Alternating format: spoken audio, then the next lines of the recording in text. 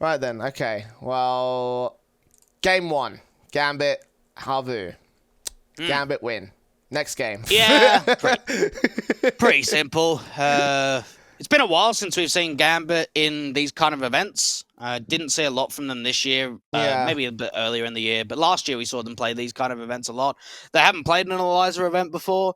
Again, though, tough game. I was kind of surprised with the last head-to-head, to be fair. I mean, it was a grand final between Havu and Gambit, and that was, 6 months ago? And it was actually somewhat competitive. Another thing you got to think about is Havu back then were probably a lot stronger than they are now.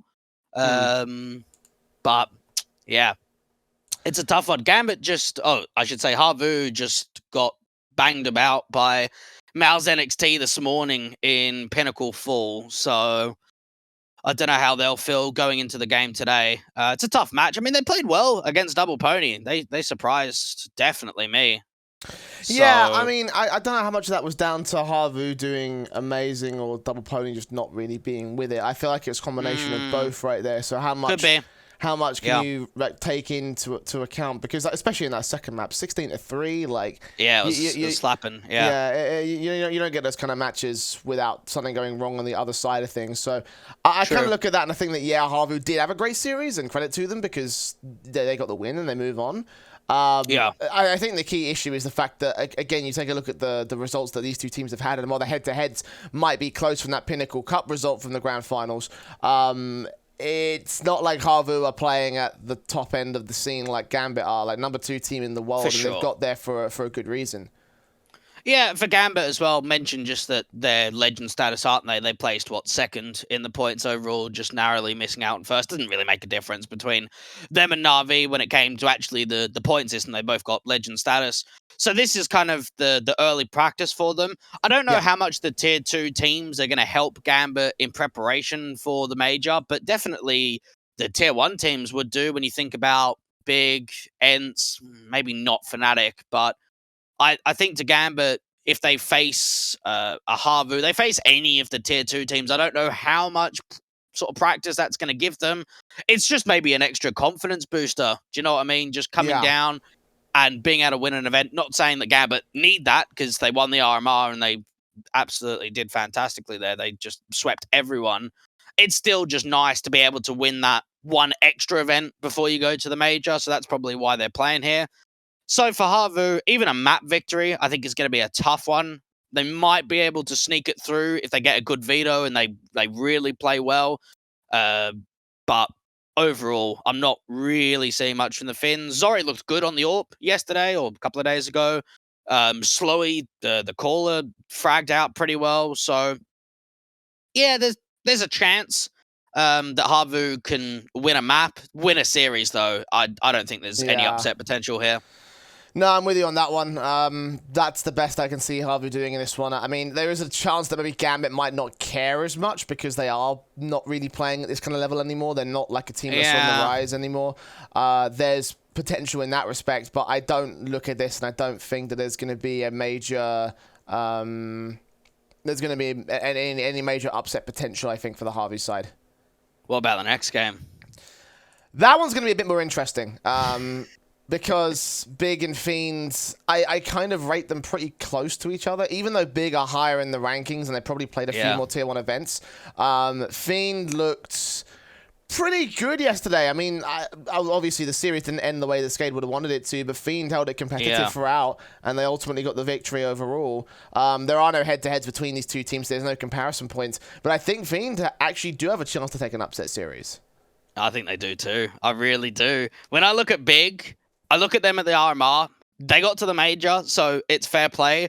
But lost to Mouse Sports, lost to G2, beat FPX, who are looking rough, beat Aura 16-14, lost to Copenhagen Flames.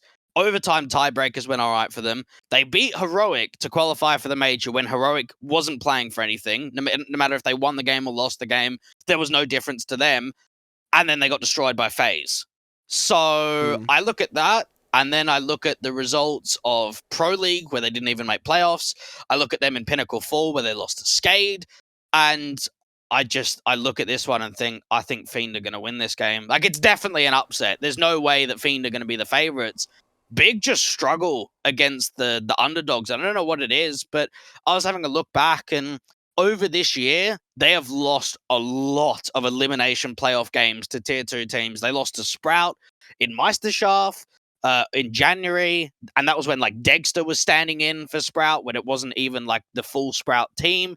They lost to Havu in Pinnacle Cup. They lost to LDLC in Premier Playoffs. They lost to Skade in the last Elisa Invitational. They lost to Skade again in Pinnacle Fall. So I don't know what it is, but anytime Big go down into these like tier 2 cups, they just get upset by pretty much everyone. They are one of those teams that really just, I feel like they get a bit too complacent because of the fact that they are a top 10 or borderline top 10 team. Yeah, could be. So I feel like that, there's a good chance that Fiend take this one.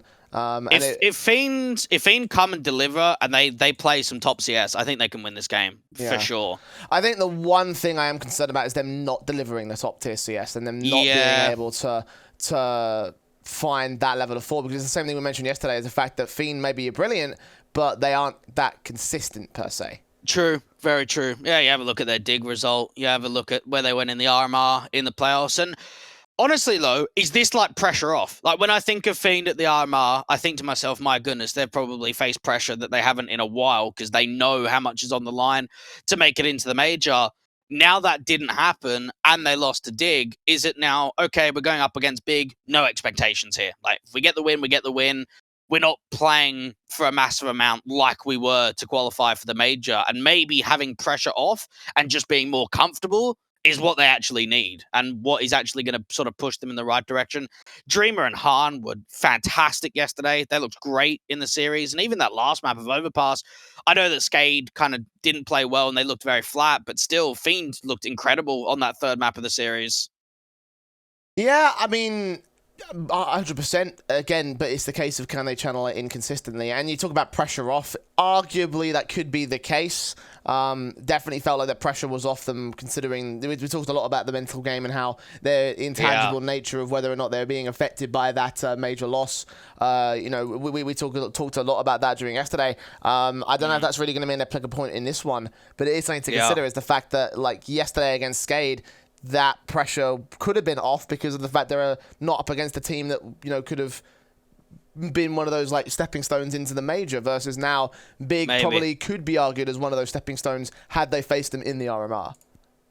Another thing to think about is Fiend, even though they face the tier 1 opposition from time to time, they're not really the upset team themselves, which is something that's a bit more negative, because if Skade were in this position, I would have put Skade as favourites over Big, just because of the way that it's been last time.